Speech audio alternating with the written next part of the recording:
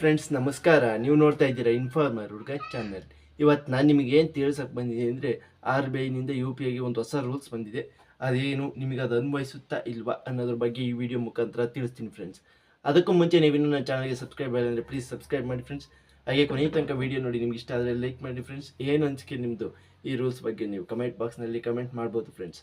R B ಐನ governor ಆದಂತಹ ಶಕ್ತಿಕಾಂತ್ ದಾಸ್ ರವರು ದ್ವೈಮಾಸಿಕ ಹಣಕಾಸು ನೀತಿಯನ್ನು ಜಾರಿಗೊಳಿಸಿದ್ದಾರೆ. ಅವ್ರದ್ದು ಮೊನ್ನೆಗೆ ಇದು ಹಣಕಾಸು ನೀತಿ ಇದು ಮುಗೀತು. ಅದಕ್ಕೆ ಈಗ ಹೊಸ ಹಣಕಾಸು ನೀತಿನ ಜಾರಿಗೊಳಿಸಿದ್ದಾರೆ ಫ್ರೆಂಡ್ಸ್. ಅದರಲ್ಲಿ ನಿಮಗೆ ಏನು ಬಂದಿದೆ ಅಂದರೆ ಯು ಪಿ ಐಗೋಸ್ಕರ ಒಂದು ಹೊಸ ನೀತಿನ ಜಾರಿ ಮಾಡಿದ್ದಾರೆ.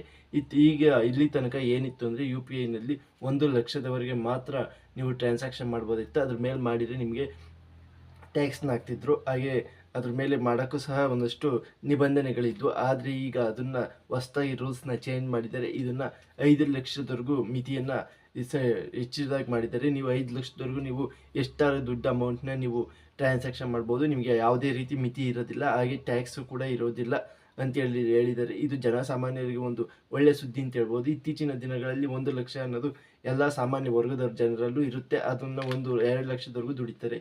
ಅದನ್ನು ಯು ಪಿ ಐ ಮುಖಾಂತರ ಅವ್ರಿಗೆ ಟ್ಯಾಕ್ಸ್ ಹಾಕೋದು ಒಂದು ಇದು ಅಂತೇಳಿ ವಾದ ವಿವಾದಗಳು ನಡೀತಿತ್ತು. ಅದಕ್ಕೋಸ್ಕರ ಈ ರೀತಿ ಈ ಹಣಕಾಸು ನೀತಿಯಲ್ಲಿ ಜಾರಿಗೊಳಿಸಿದರೆ ಇದು 5 ಲಕ್ಷ ರೂಪಾಯಿ ಅಮೌಂಟ್ನವರೆಗೂ ನೀವು ಇಕ್ಕೋಬಹುದು.